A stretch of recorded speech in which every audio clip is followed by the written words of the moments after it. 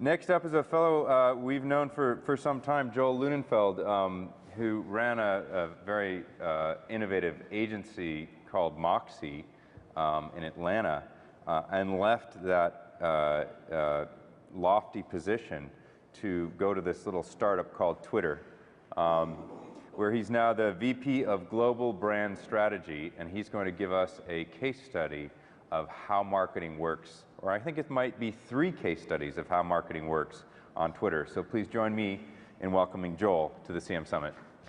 Thanks, John. Welcome. It took us 3 years, 2 days, and a month to get to the first billion tweets on Twitter. And we do that now every 2.5 days. So it's staggering. These are billions of conversations happening on a weekly basis between brands, between people, about the things they care about.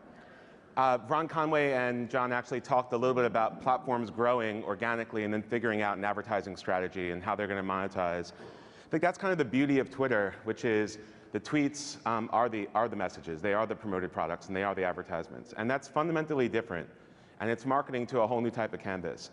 So when you think about the earliest days of media, the content and the advertising have always been separate messages. They've always been they've looked something like this: before, in, after, around the content, up, to the right, to the side of the content.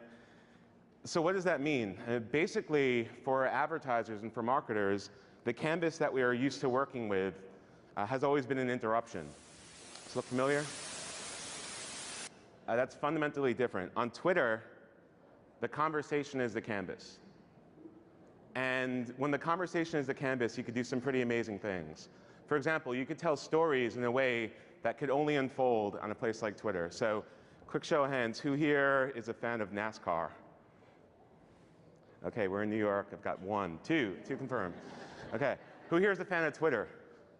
Okay, a few more hands, that's good. If you were on Twitter and you were watching the Daytona 500 a few weeks ago, you saw something pretty amazing unfold. Brad Keselowski is driving around, and all of a sudden an accident occurs on the track, a multi-car crash, and what does he do?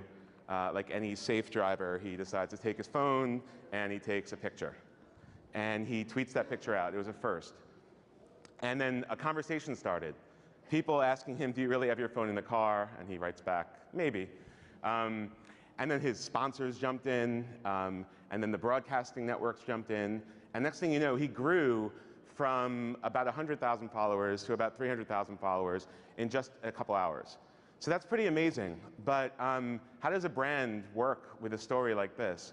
Well, if you're Tide and you're the bleach that's used to clean up gasoline on the track, and you get a beautiful glamour shot like this, you can instantly put that up on Twitter and put it on your profile page and actually start a contest.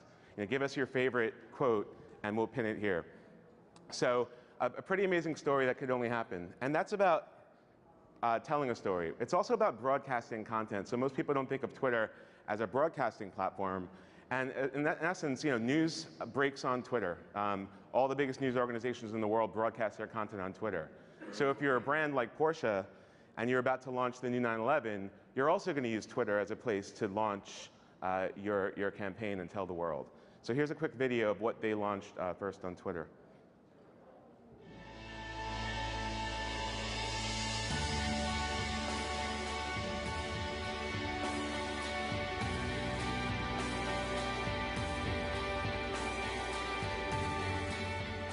That might be Ron Conway's garage.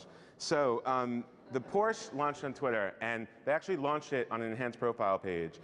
So something really amazing happened. When the conversation is the canvas, all of a sudden, what was just a video erupts a conversation. Hundreds of people commenting about the heritage of Porsche, what it means to them, the value of Porsche, how they always wanted to own a Porsche.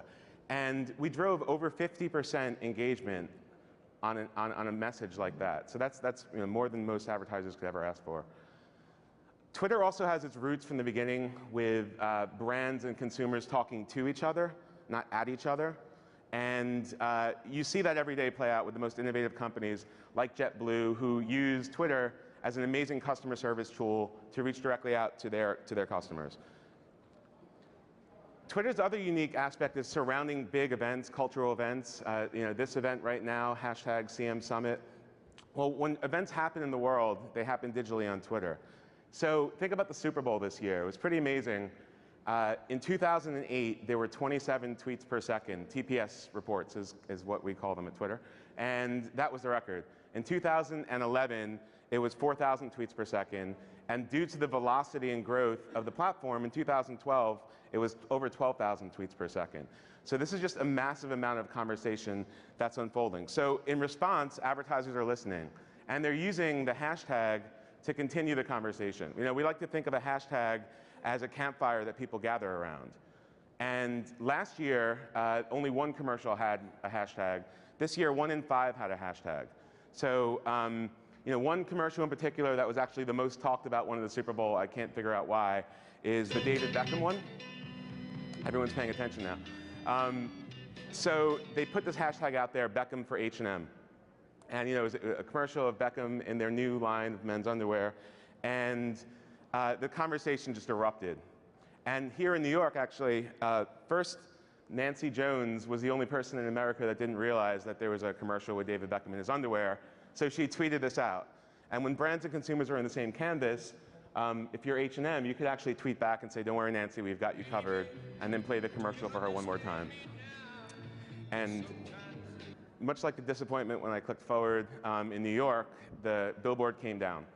And the billboard coming down is typically when a campaign's over. You know, an advertisement is something that starts, stops, and finishes. If you create an ad, it'll stop. If you create a conversation, it'll go on. So in the case of H&M, they actually use this hashtag, Beckham for H&M, to continue into a Valentine's Day promotion and really kind of stoke that flame of that hashtag for quite some time, extending the reach and the frequency of the very expensive television spot that they bought during the Super Bowl.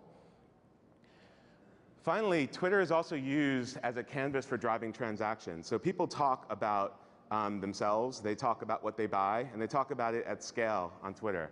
So Amex actually took advantage of this in a very interesting way, and they created a program called Sync, and here's a really quick video of how it works. Every day you tweet about the things you love. But what if those tweets could be more than just tweets? Now, when you sync your eligible American Express card with Twitter, tweets about the things you love can save you money on the things you love.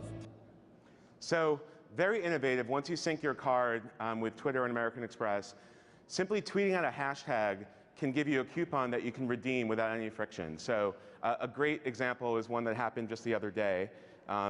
Tweet Amex Pro Flowers and get 20% off on your next online purchase. So you can see Joseph on the bottom there tweeted, I'd love to get my mom flowers tomorrow, hashtag Amex Pro Flowers. This actually sparked something for me, remembering that I need to get flowers for my wife, who is actually a new mother. And if you say that social advertising can't cause an emotional engagement, I beg to differ.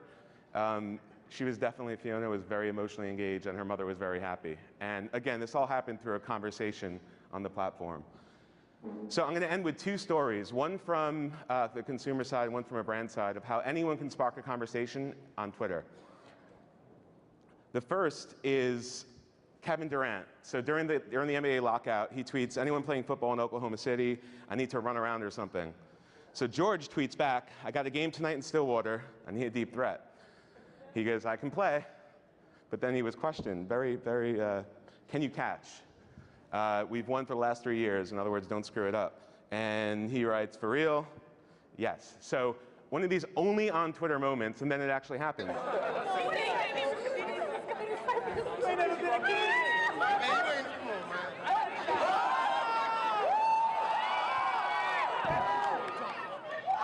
So they won again, so it's 4 years in a row now. Pretty unfair advantage.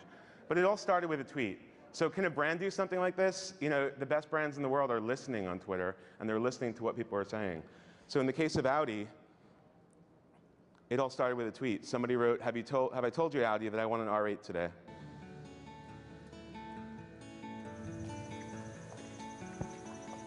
Oh my God, it is so pretty. I'm Mark. Hi Mark, I'm Joanna. And this is your R8 for a day. Thank you. Oh my Want to God. hop right in? Amazing.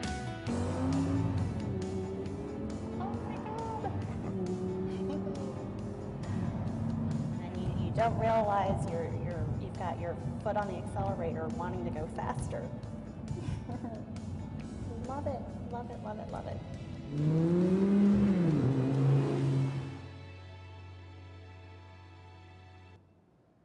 So it started with a tweet. I think the best marketers since the dawn of time have tried to launch campaigns that would spark a conversation. I'd argue we're in a new era now where a conversation could actually spark a campaign. So when the conversation is the canvas, you can do some pretty amazing things. And with that, thank you.